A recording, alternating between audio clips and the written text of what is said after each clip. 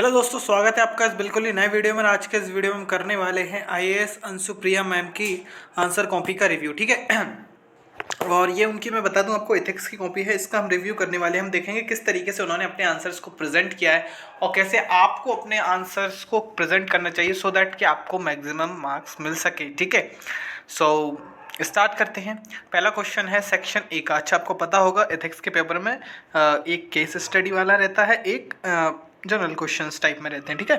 तो ये section A है जिसमें हम स्टार्ट कर रहे हैं क्वेश्चन नंबर 1 का ए। ठीक है। तो man is not only a product of his environment but can also modify the environment. Do you agree with this view?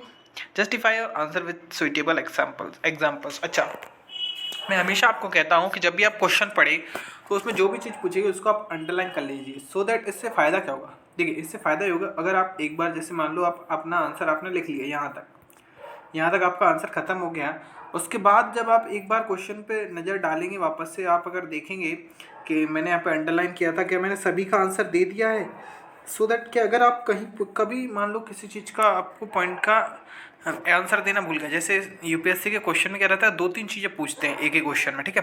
तो कहीं आप कुछ भूल तो नहीं गए, इसलिए अब जैसे इसने only a product of his environment के बारे में बात की है, मॉडिफाई द एनवायरनमेंट, इसके हमने मतलब एग्री करना है, डिसएग्री, ये हमारे ऊपर करता है, ओपिनियन देना है अपने को। Just your answer with suitable examples. Okay, examples के साथ इसको अपने को बताना भी है। ठीक है।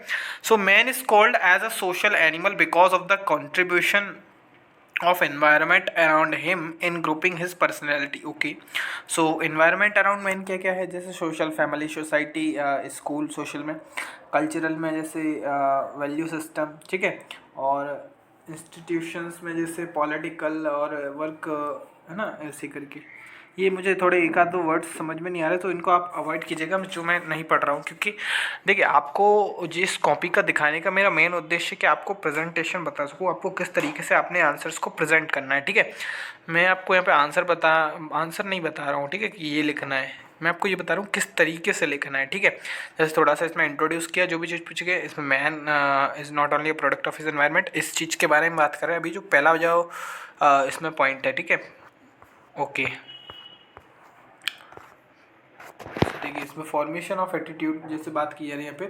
तो फर्स्ट पॉइंट यहाँ पे लिखा, living in Islam, states of gulf me and disappears of abortion, ऐसा कुछ लिखा है। Excessive particularly in family can reduce respect for women. अच्छा, मैं क्या कह रहा हूँ, जैसे आप कभी भी कोई, जैसे 2-3 पॉइंट, अगर बड़े बड़े पॉइंट है तो आप इस तरीके से लिख सकते हैं, पॉइंट बना बना के। ठीक है। अगर छोटे छोटे पॉइंट्स है तो आप क्या कीजिए, बीच में उसको हेडिंग को डालिए, जैसे फॉर्मेशन ऑफ एटीट्यूड डाला, उसके आसपास जो है छोटे छोटे पॉइंट, है ना, छोटे छोटे पॉइंट, जैसे माइक्रो पॉइंट्स, एक एक 2-2 वर्ड्स के पॉइंट हैं, उनको लिख लो एरो एरो बना के। उससे क्या है, मतलब थोड़ा ज़्यादा अच्छा रहता है उसमें, है ना। हाँ, उसमें थोड़ा सा ज़्यादा अच्छा रहता है उस तरीके से, है ना। तो इस तरीके से आपको करना है। अगर छोटे छोटे पॉइंट्स हैं जैसे, तो आप बीच में सर्कल बनाइए, हेडिंग डालिए, जैसे इसमें है फॉर्मेशन ऑफ एटीट्यूड, बीच में डालिए, उसके आसपास ऐसे एरो बना के लिख दीजिए। ठीक है, ये सही है। दूसरा क्वेश्चन अगर हम देखें यहाँ पे, तो ये है, thought it may seem that accountability and efficiency are antithetical to each other, है ना। And accountability is a sine qua non for good governance discuss, है ना। इस चीज़ को डिस्कस करना है। Accountability is the ability to accept one's mistakes, है ना, and imposition of penalties for arts.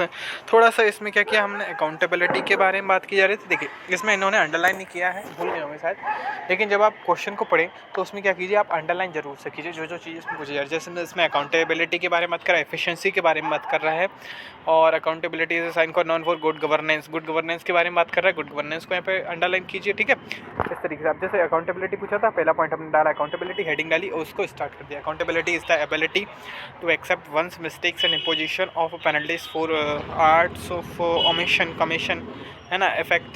Efficiency क्या लिखा है, ये is getting things done in limited time with best possible outcome. ठीक है। इस तरीके से आपको लिखना है। अब जैसे यहाँ पे accountability and efficiency seen antithetical, क्यों हम अपने मन से नहीं लिख रहे हैं यहाँ पे। आप क्वेश्चन अगर पढ़ेंगे ना यार, क्वेश्चन आपको सब कुछ बताता है कि आपको क्या क्या लिखना है इस आंसर में, क्योंकि आप अगर टू द पॉइंट नहीं लिखेंगे then you will not be able to crack this particular exam, because देखो, in the main exam you will be having only limited space for writing a particular answer, and in that answer you cannot you cannot afford to write irrelevant things like you have matlab you are asked about India and you are writing about China and Pakistan, then that is not fair. Okay, so आपसे जो पूछा जा रहा है आप बस वही लिखे, accountability and efficiency seen antithetical as accountability and efficiency पे हमने यहाँ पे डिस्कस डिफरेंस बताया।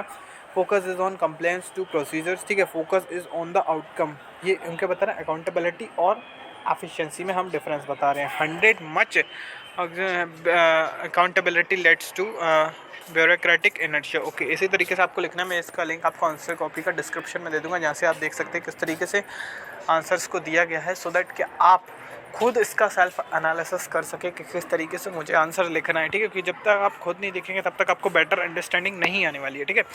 सो हमारे चैनल को आप लगातार शेयर करते रहिए, सब्सक्राइब करते रहिए, है ना। और आज के वीडियो में बस यहीं तक रखते हैं, ठीक है। सब्सक्राइब कीजिएगा, लाइक कीजिएगा।